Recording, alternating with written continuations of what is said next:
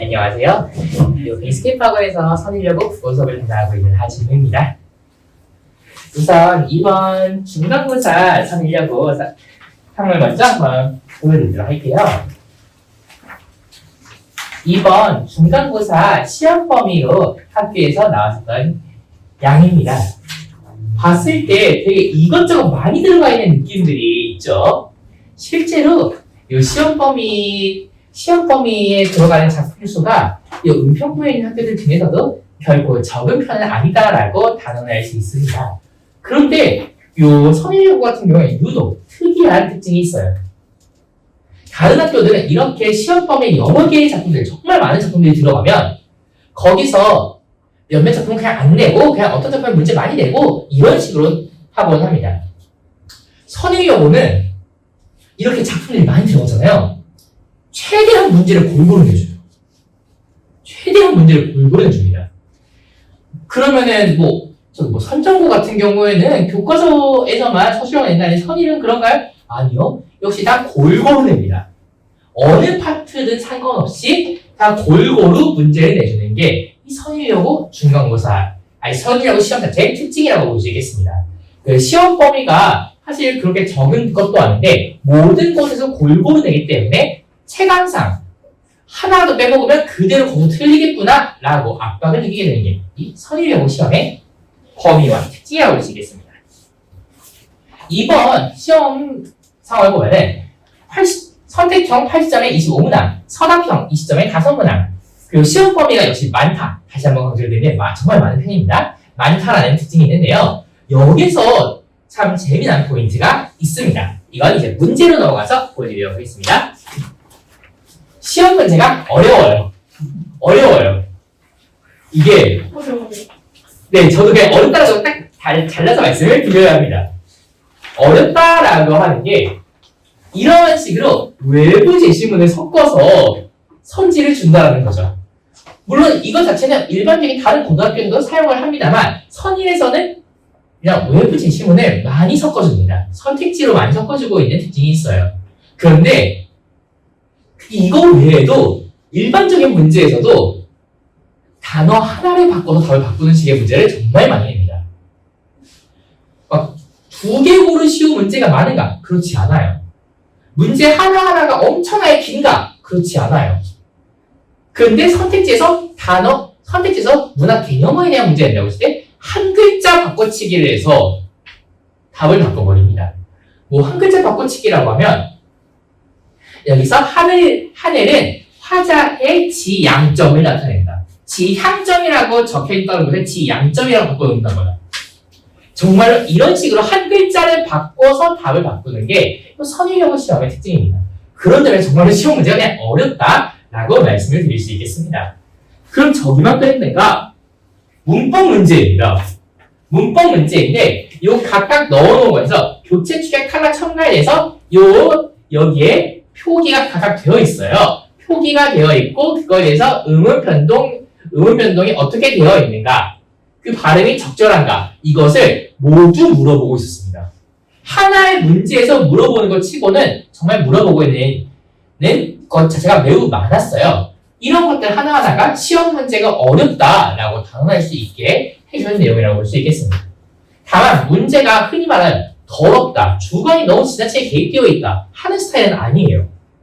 문항 하나하나는 정말 깔끔하게 출제가 됩니다. 대신 깔끔하게 매우 어렵고 매우 꼼꼼하게 물어본다는 게 포인트죠. 그리고 그럼 이렇게 되면 일상에서 서술형까지 어려우면 어떡하나 할 수 있는데 서술형은 쉽습니다. 서술형은 제가 은평구에서 맡고 있는 학교들 그리고 그 외의 학교들까지 비교를 해봤을 때도 거의 은평구에서 서술형이 제일 쉽게 나오는 학교라고 단언할 수 있을 정도예요. 그런데 객관식이 워낙 어려워서 그것 때문에 학생들이 많이 고생을 합니다. 그래서 저는 이러한 경향 바탕으로 기말고사 준비를 할 때 어떻게 말씀을 하는가 보겠습니다. 문법 요소 파트가 출제될 예정입니다. 이 문법 요소 파트라고 하면은 높이 표현, 시각 표현, 사동과 피동, 인용 표현 이렇게 구성되는데요. 일단 아마 높임 표현이라는 말을 듣고서 거기서 우리 학생들이 괜찮을까? 라고 생각하시는 분들도 꽤 있을 것 같아요. 높임 표현은 그 중에서 제일 쉽습니다. 학생들이 제일 덜 틀리는 부분이에요. 차라리 높임 표현이 제일 낫습니다. 문제는 그 다음으로 나온 시간 표현에서 말장난이 나오는 거. 그 다음에 수능에서도 학생들이 많이 어려워하는 사동과 피동 파트라고 볼 수 있겠습니다. 제가 거기가 그냥 어렵다라고 말씀을 드리는 게 왜 그런가? 여기 제가 적어뒀죠? 고등학교 1학년 문법 중 가장 고난도 파트다. 사실 학생들이 체감상 제일 어려워하는 파트는 2학기에 들어가 있는 국어의 역사와 관련되어 있는 파트예요. 진짜 옛날 국어가 마구 나오는 그 부분은 학생들이 스스로는 제일 어렵다고 여기는데 정작 문제 난도 같은 걸 생각해본다면 여기가 제일 어렵습니다. 여기서 나오는 내신 문제는 고3에게 똑같이 줬을 때 똑같이 어려워요. 그런데 반대로 고1 내신 공부를 할 때 그럼 고3 문제를 푸는 효과가 있을까요? 효과가 있습니다. 똑같은 난도거든요. 고3과 똑같은 난도를 주는데 똑같이 그런 파트가 하나 더 있습니다. 1학기 중간고사 범위에서 의문의 변동 파트입니다. 의문의 변동 파트는 고3에게 똑같은 문제를 주면 쉽네요 하면서 풀게 돼요. 그런데 이 문법 요소 파트는 똑같은 걸 고3에게 줘도 똑같이 고생합니다. 그 난도 그대로 고1에게 출제를 해버리는 파트입니다. 그런 점에서 매우 어렵고요.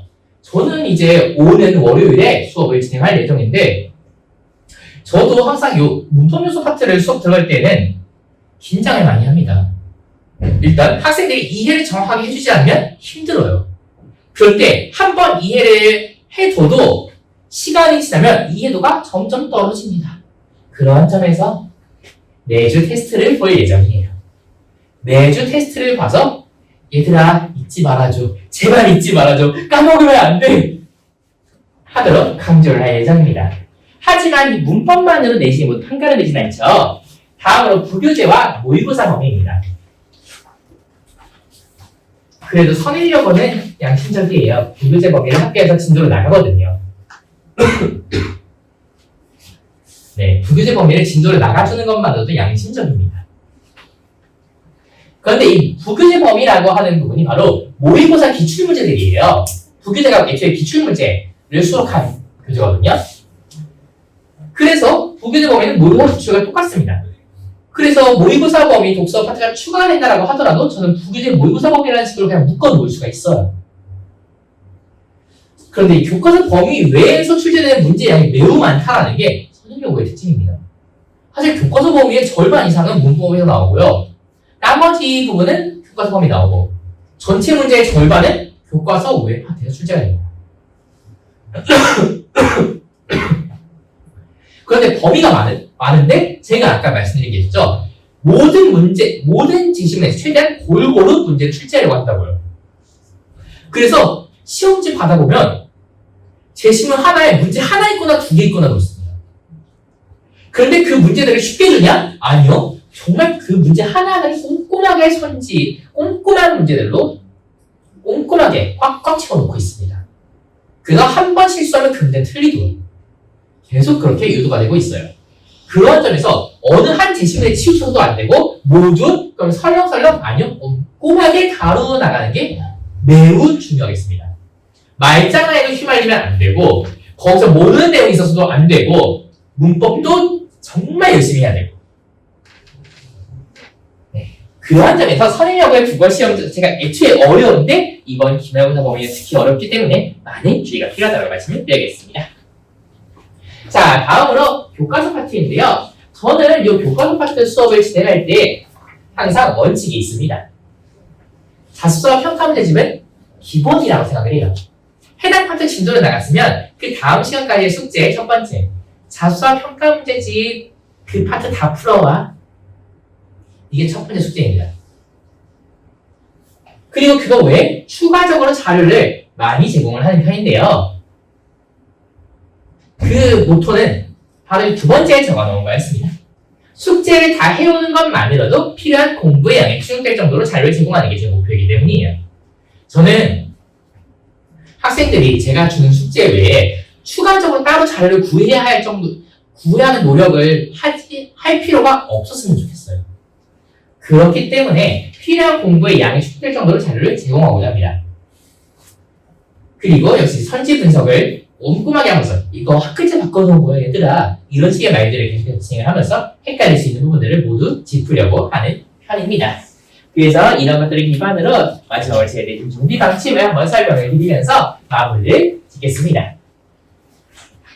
네, 저는 매주 문법 테스트를 계속 진행하면서 사실 실력 점검보다 이해도가 낮아지지 않도록 혹은 오히려 높아질 수 있도록 계속 유도를 하려고 하고요. 다음으로 하여간 학생들별로 이해할 수 있는 정도가 특히 짧은 시간에 이해할 수 있는 정도가 학생들마다 조금씩 달라요. 그래서 어떤 학생, 제가 되도록이면 얘들아 그냥 이해를 해보자 하는 식으로 이야기를 하지만 선생님 저 그거 2주를 봤는데 도저히 모르겠어요 할 경우에 타협을 합니다.